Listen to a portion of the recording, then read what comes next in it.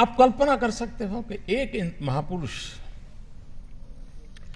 जिसको इतना जुल्म सहना पड़ा हो, जिसका बचपन अन्याय, उपेक्षा और उत्पीड़न से बीता हो, जिसने अपनी मां को अपना में अपमानित होते देखा हो,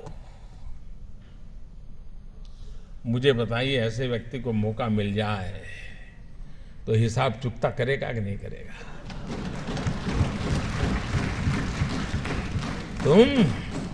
तुम मुझे पानी नहीं भरने देते थे, तुम मुझे मंदिर नहीं जाने देते थे, तुम मेरे बच्चों को स्कूल में एडमिशन देने से मना करते थे।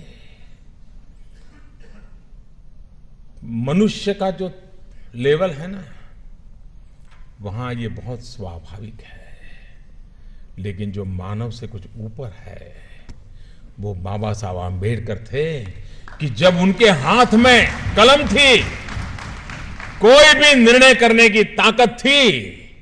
लेकिन आप पूरा संविधान देख लीजिए, पूरी संविधान सभा की डिबेट देख लीजिए, बाबा साहब आंबेडकर की बातों में, वाणी में, शब्द में कहीं कटुता नजर नहीं आती है, कहीं बदले का भाव नजर नहीं आता है। उनका भाव यही रहा। और वो भाव क्या था, मैं अपने शब्दों में कह सकता हूं कि कभी कभार खाना खाते समय दांतों के बीच हमारी जीभ कट जाती है, लेकिन हम दांत तोड़ नहीं देते हैं। क्यों? क्योंकि हमें पता है दांत भी मेरे हैं, जीभ भी मेरी है। बाबा साहब आंबेडकर के लिए सवर्ण भी उनके थे और हमारे दलित, पीड़ित, शोषित भी दोनों ही उनके लिए बराबर थे। और इसलिए बदले का नामो निशान नहीं था, कटुता का नामो निशान नहीं था।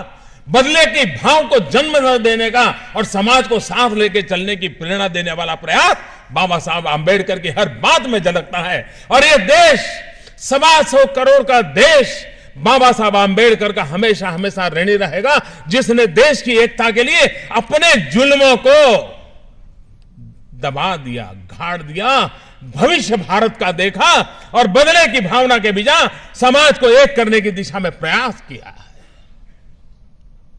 क्या हम सब, हमारे राजनीतिक कारण कुछ भी होंगे,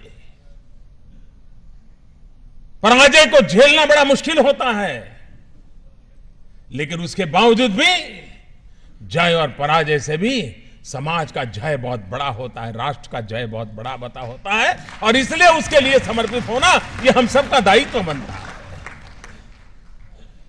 इस दायित्व को लेकर के बाबा साहब आंबेडकर ने जो उत्तम भूमिका निभाई है, राजनीतिक कारणों से इस महापुरुष के योगदान को अगर सही रूप में उनके जीवन काल से लेकर के अब तक अगर हमने प्रस्तुत किया होता तो आज भी समाज में कहीं कहीं कहीं तनाव नजर आता है, कभी कभी टकराव नजर आता है, कभी कभी खरोच हो जाती है। मैं दावे से कहता हूं, अगर बाबा साहब आंबेडकर को हमने भूला न दिया होता तो ये हाल न हुआ होता। दोस्तों, अगर बाबा साहब आंबेडकर को फिर से एक बार हम उसी भाव के साथ, श्रद्धा के साथ जन सामान्य तक पहुंचाने का प्रयास करेंगे तो ये जो कमियां है वो कमियां भी दूर हो जाएगी। वो ताकत उस नाम में है, उस काम में है, उस समर्पण में है, उस त्याग में है, उस तपस्या में है, उस महान चीजें जो हमें देकर के गए उसके अंदर पड़ा हुआ है और उसकी पूर्ति के लिए हम लोगों का प्रयास होना बहुत आवश्यक है।